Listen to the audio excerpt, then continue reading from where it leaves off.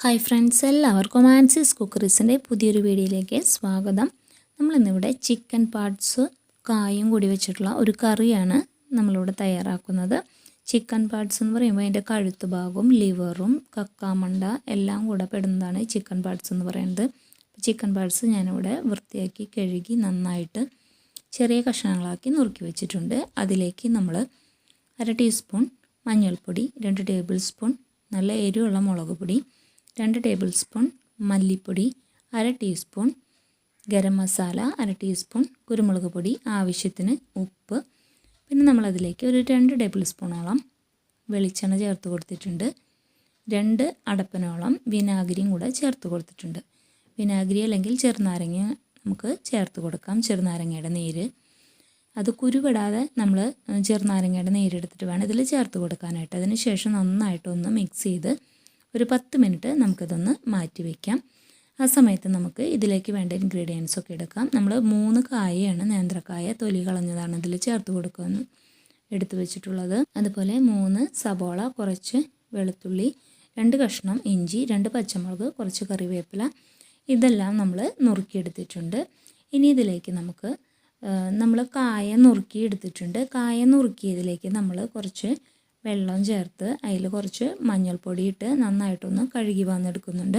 കായ നമ്മൾ നുറുക്കി അതിൽ മഞ്ഞൾപ്പൊടി ഇട്ട് നമ്മളത് കഴുകിയെടുക്കുമ്പോൾ ആ കായയിലുള്ള കറയെല്ലാം അങ്ങനെ ഒരു പിരിഞ്ഞ് പോയി നല്ല ക്ലീനായി കിട്ടാൻ വേണ്ടിയിട്ടാണ് നമ്മൾ മഞ്ഞൾപ്പൊടി ഇട്ടിട്ട് ഇങ്ങനെ ചെയ്തെടുക്കുന്നത്.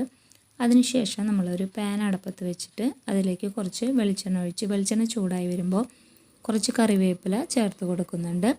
അത് ചിക്കനൊരു നല്ലൊരു സ്മെല്ലുമാണ്, അതുപോലെ ഇത് അടി പിടിക്കാതിരിക്കാനും സഹായിക്കും. അതിനുശേഷം നമ്മൾ വെളിച്ചെണ്ണയിലേക്ക് നമ്മുടെ ചിക്കൻ പാർട്സ് ഇട്ട് കൊടുത്തിട്ടുണ്ട്. ചിക്കൻ പാർട്സ് ഇട്ട് കൊടുത്ത് നന്നായിട്ടൊന്ന് വറുത്തെടുക്കുകയാണ് നമ്മൾ ചെയ്യുന്നത്. അതേസമയം നമ്മൾ കുക്കറിൽ നമ്മുടെ കായ കഴുകിയതും അതിലേക്ക് സ്വല്പം മഞ്ഞൾപ്പൊടിയും ഉപ്പും 1/2 ടീസ്പൂൺ കുരുമുളക് പൊടി, ഗരം മസാലയും കൂടെ ചേർത്ത് കുറച്ച് വെളിച്ചെണ്ണ ചേർത്ത് കൊടുത്ത് ഇതൊന്ന് വിസിലടിപ്പിക്കാനായിട്ട് വെക്കുന്നുണ്ട്. വെളിച്ചെണ്ണ നമുക്ക് ചിക്കൻ വറുത്ത വെളിച്ചെണ്ണയാണ് ഞാനിതിൽ ചേർത്ത് കൊടുത്തിട്ടുള്ളത്.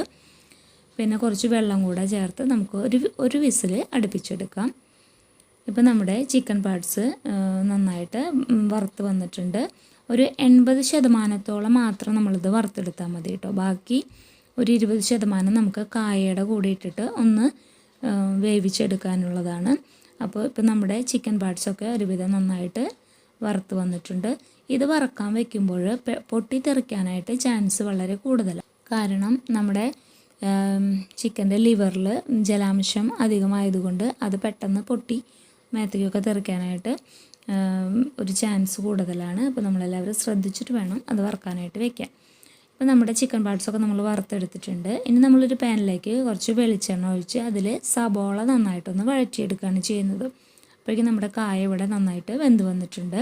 ഇപ്പോൾ നമ്മുടെ വെള്ളമൊക്കെ വറ്റിയിട്ടുണ്ട്. നമ്മളധികം ചാറിലല്ല നമ്മൾ ഇത് ചെയ്തെടുക്കുന്നത് കൊണ്ട് നമ്മൾ കുറച്ച് വെള്ളമാണ് ചേർത്ത് കൊടുത്തിട്ടുള്ളത്. സബോള ഒരു പകുതി വേവായി വരുമ്പോൾ നമ്മളതിലേക്ക് നേരത്തെ എടുത്ത് വെച്ചിട്ടുള്ള പച്ചമുളക് കീറിയതും ഇഞ്ചിയും വെളുത്തുള്ളിയും കൂടെ ഇട്ട് കൊടുത്തിട്ട് അതിൻ്റെ പച്ചമണം ഒന്ന് മാറി വരുമ്പോൾ നമ്മളതിലേക്ക് കുറച്ച് കറിവേപ്പില ചേർത്ത് കൊടുക്കുന്നുണ്ട്. കറിവേപ്പില ഇതുപോലെ ഒരു പകുതി വേവായതിന് ശേഷം ചേർത്ത് കൊടുത്താൽ മതി. അപ്പോൾ ഇതൊക്കെ ഇട്ട് നന്നായിട്ടൊന്ന് വഴന്ന് വരുന്നവരെ നമുക്ക് വെയിറ്റ് ചെയ്യാം.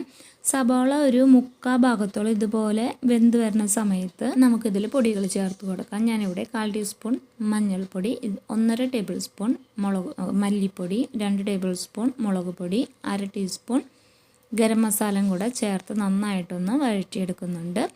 ഇതിൻ്റെ കളറൊന്ന് ചേഞ്ചായി വരുന്നവരെ നമുക്ക് നന്നായിട്ടൊന്ന് വഴറ്റിയെടുക്കാം. സബോളയും മുളകും നന്നായിട്ട് റോസ്റ്റായി വന്നതിന് ശേഷം ഏറ്റവും ലാസ്റ്റാണ് 1/2 ടീസ്പൂൺ കുരുമുളക് പൊടി ഞാൻ ചേർത്ത് കൊടുക്കുന്നത്. അത് കുരുമുളക് പൊടി ഇട്ട് കഴിയുമ്പോൾ പെട്ടെന്ന് അതൊന്ന് കരിയാനായിട്ട് ചാൻസ് ഉണ്ട്. അതുകൊണ്ടാണ് ഏറ്റവും ലാസ്റ്റ് കുരുമുളക് പൊടി ചേർത്ത് കൊടുക്കുന്നത്. കുരുമുളക് പൊടി ഇട്ട് ഒരു 2 മിനിറ്റ് നമ്മൾ വഴറ്റിയെടുത്തതിന് ശേഷം നമ്മുടെ വേവിച്ച് മാറ്റി വെച്ചിട്ടുള്ള നമ്മുടെ കായ ഇതിലേക്ക് ഇട്ട് കൊടുക്കാം. അപ്പോൾ നമ്മുടെ ഈ കായയിൽ ഈ മഞ്ഞൾപ്പൊടിയും മുളക് പൊടിയും ഒക്കെ ഒന്ന് നന്നായിട്ടൊന്ന് പിടിച്ചു വരണം. വെള്ളം കുറവാണെങ്കിൽ നമ്മൾ കുറച്ച് ചേർത്ത് കൊടുക്കാം. ഇതുപോലെ വെള്ളം ചേർത്ത് കൊടുത്തതിന് ശേഷം അത് നന്നായിട്ട് തിളച്ച് വരുമ്പോൾ അപ്പോൾ നമ്മുടെ കായ ഒക്കെ ഒന്ന് കുറുതായി വരും. ആ സമയത്താണ് നമ്മൾ വറുത്ത് കോരി വെച്ചിട്ടുള്ള നമ്മുടെ ചിക്കൻ പാർട്സ് ഇട്ട് കൊടുക്കേണ്ടത്. അങ്ങനെ ചിക്കൻ പാർട്സ് ഇട്ട് കൊടുത്ത് ഒരു 2 മിനിറ്റ് നമുക്ക് ഇതിലൊന്ന് വഴറ്റിയെടുക്കാം. അപ്പോൾ നമ്മുടെ നമ്മൾ ഒഴിച്ച വെള്ളമൊക്കെ നന്നായിട്ടൊന്ന് വറ്റി വന്നിട്ടുണ്ട്. നമ്മൾ അധികം ചാറോട് കൂടിയല്ല ഈ കറി നമ്മൾ ഉണ്ടാക്കുന്നത്. ഇത് നന്നായിട്ട് വറ്റി വരുന്നതിന് ശേഷം 1/2 ടീസ്പൂൺ കുരുമുളക് പൊടിയും കൂടി ഞാൻ ചേർത്ത് കൊടുക്കുന്നുണ്ട്. നിങ്ങൾക്ക് എരിവിനനുസരിച്ച് കുരുമുളക് പൊടി ചേർത്ത് കൊടുക്കാം. കുരുമുളക് പൊടി ചേർത്ത് കൊടുക്കുമ്പോഴാണ് നമ്മുടെ കറിക്കൊരു നല്ല കറുത്ത കളറ് വരുന്നത്. അതുകൊണ്ടാണ് ഞാൻ കുരുമുളക് പൊടി കൂടുതലായിട്ട് ചേർത്ത് കൊടുത്തിട്ടുള്ളത്. അപ്പോൾ നമ്മുടെ കറിയെല്ലാം നന്നായിട്ട് വെന്ത് റെഡി ആയിട്ടുണ്ട്. നമ്മുടെ വെള്ളമൊക്കെ വറ്റി നല്ല ഒരു കുഴമ്പ് പരുവത്തിലായിട്ടുണ്ട്. ഇത് ചപ്പാത്തിക്കും ചോറിനും പൊറോട്ടയ്ക്കും ഒക്കെ നല്ല ഒരു കറിയാണ്.